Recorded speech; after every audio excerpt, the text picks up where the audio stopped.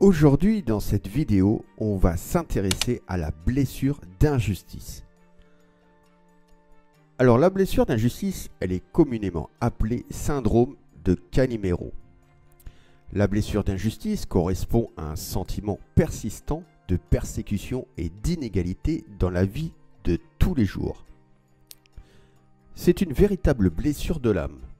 La blessure d'injustice se construit pendant l'enfance et devient un frein dans votre développement personnel. Si vous êtes une femme, alors cela concerne dans la plupart des cas votre rapport à votre mère et inversement pour les hommes. Cette blessure peut surgir dans une famille toxique, telle que des parents toxiques ou alors des parents autoritaires au sein de votre foyer, qui créent alors une relation toxique pour vous-même et votre mère ou alors votre père. Elle se développe par les agissements de vos parents envers vous-même. Par exemple, il se peut que votre père ou votre mère vous incite à suivre le modèle de votre frère ou de votre sœur pendant votre enfance. Une obligation d'excellence et une volonté de perfectionnisme alors se sont créés, développant cette blessure d'injustice. Elle est causée par une dévalorisation de l'enfant et qui crée des réactions émotionnelles excessives. Ce type de blessure peut se manifester de différentes façons, mais généralement la personne souffrant de blessures d'injustice présentera un ou plusieurs des traits suivants. Comme avoir tendance à se victimiser et se sentir persécuté en permanence.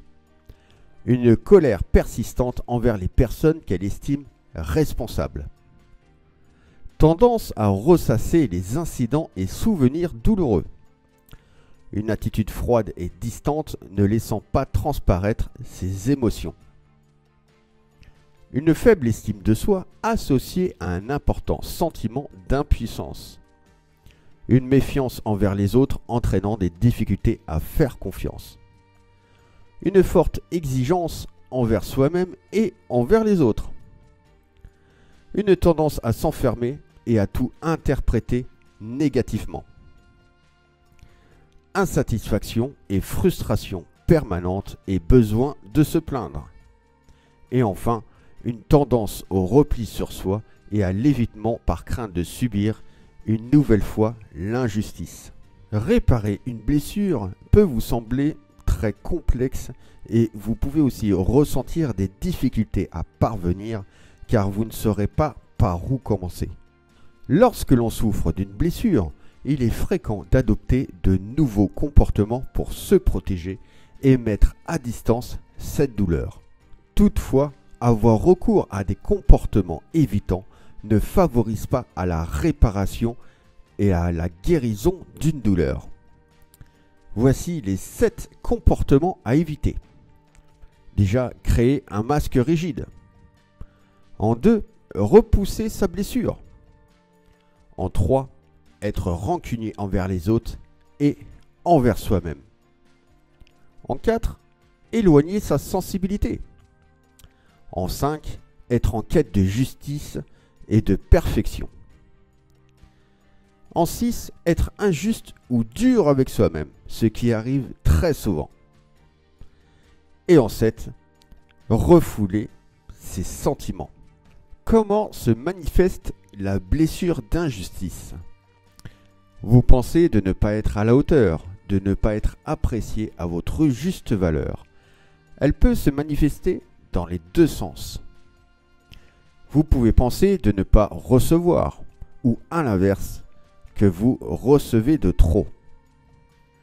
Quel est le masque de la blessure d'injustice? Cette blessure, elle développe le masque du rigide. Le rigide se coupe totalement de ses ressentis pour s'épargner. Mais attention, il n'est pas insensible. Je vais vous donner 9 conseils pour faire face à cette blessure d'injustice. Alors le premier conseil, c'est prendre conscience de sa blessure et l'accepter. En 2, renouer avec ses émotions et les accepter. En 3, méditer sur la pleine conscience pour favoriser la guérison. En 4, dépasser sa colère pour pardonner. Et comme je dis, pardonner ne veut pas dire oublier. En 5, pratiquer l'autocompassion. En 6, s'ouvrir aux autres et se défaire de son masque. En 7, pratiquer la gratitude pour améliorer son bien-être émotionnel. En 8, prendre du recul pour relativiser votre injustice. Et en 9, être suivi pour soigner votre blessure. La blessure d'injustice, c'est un héritage complexe et durable. Prendre conscience de ses limites avant l'épuisement. Le carnet de gratitude, un précieux allié pour la santé émotionnelle. Et bien sûr, activer le chemin de la guérison. C'est la fin de cette vidéo sur la blessure d'injustice. J'espère que cette vidéo pourra vous aider surtout à identifier votre blessure. Donc surtout la blessure d'injustice, il est très important de travailler dessus pour pouvoir guérir, car les symptômes sont très nombreux et vous pourrez être bloqué par rapport à votre évolution personnelle, professionnelle, affective et amicaux. Je vous dis à bientôt pour d'autres vidéos.